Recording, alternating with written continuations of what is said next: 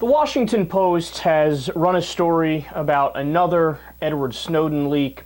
This time it's an 178-page budget summary that explains in detail just how much the government is spending on NSA spying. Now, I'll get to the number in a second, and believe me, it's incredible. But first of all, just side note real fast, I'm not sure whether or not Edward Snowden released this information now, or if the different news outlets that he released information to, so The Guardian among a couple others, I don't know if they're holding on to it and gradually releasing the information. Because I know that as part of Edward Snowden's asylum in Russia, he was supposedly not allowed to release any more information. So if my understanding of the situation is correct, this is all stuff that was given to The Guardian, given to a handful of other news outlets, so that they can release it gradually. Now that's noteworthy because that shows you the different outlets that are releasing the information are going about it the right way. Because if you had gotten all of that information with all of the different stories about NSA spying and you just released it all at once, what would have happened? It would have been in one news cycle, it would have been a tremendous amount of outrage, and then it would have slowly died. But since they've been steadily releasing it, it's like a wave of outrage. It just keeps reappearing, and every day or every week or every month, people get to go, oh, do you believe what these sons of bitches are doing in the government? And it's actually affected public policy.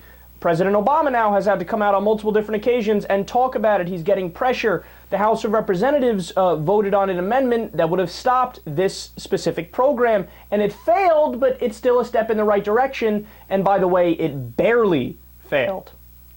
So, are you ready for the number? The amount of money the United States government spends on spying on its citizens through the NSA. $52.6 billion.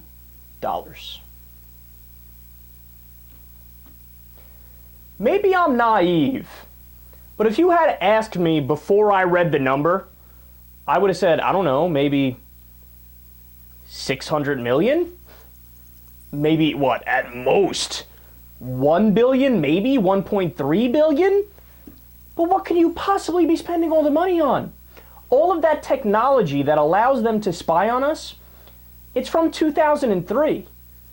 There's multiple articles that refer to that, and they also say that for the most part, this stuff was created in the private sector by the private technology companies, so it's not like the government needed to do a tremendous amount of research and development and continue to update the technology. They haven't updated the technology. It's been the same since 2003, which, by the way, is also why Edward Snowden was able to navigate around without even making a footprint in the internet. They couldn't tell how he was able to get all this information that he didn't even necessarily have access to in the NSA database. And the reasoning is because it's old technology from 2003. But think about that. $52.6 billion. Now, look at this scam they're running. You fund the government. It's your money. So they take your money and then use it to set up programs to spy on you. If that doesn't outrage you, I don't know what will. And keep in mind, it's unconstitutional and it's illegal. Now, those are one and the same, but they're also slightly different. So what do I mean? Well, in terms of being unconstitutional, the Fourth Amendment to the United States Constitution says you have a protection from unreasonable search and seizure. Now, what they've done with this spying is they say one warrant covers everybody in the United States of America. So your Grandma Maud and your Aunt Dorothy, they are terror suspects, just like an actual terror suspect. The plumber down the street, the accountant Bob who just helped you out last year, terror suspects. Terror suspects. Now, you're not allowed to just use one warrant to cover everybody. That's simply not allowed. In fact, that's explicit in the Constitution, right? But they do it anyway. So it is by definition an unreasonable search and seizure. And you also, by the way, have a right to privacy that's been interpreted from the Constitution by the Supreme Court. They deny that as well. But then when they say, oh, it's okay because we passed, it's covered under the Patriot Act. Well, that's not true either, because Representative Sensenbrenner, who is one of the co-authors of the Patriot Act, who wrote Section 215 of the Patriot Act, which is where they're getting the justification for this, he says, no, that's not what it's for.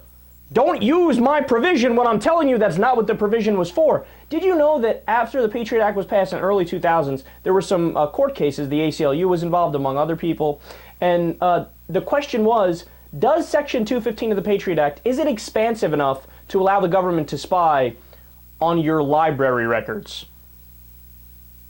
Whereas today, they use that provision to take all of your information, whether it be your cell phone information, your email, your text messages, literally everything you do online. That's what the X-Keyscore program is.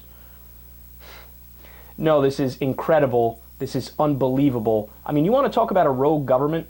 How about you take that $52.6 billion that you're using to spy on us, and you use it for, oh, I don't know, anything the fuck else?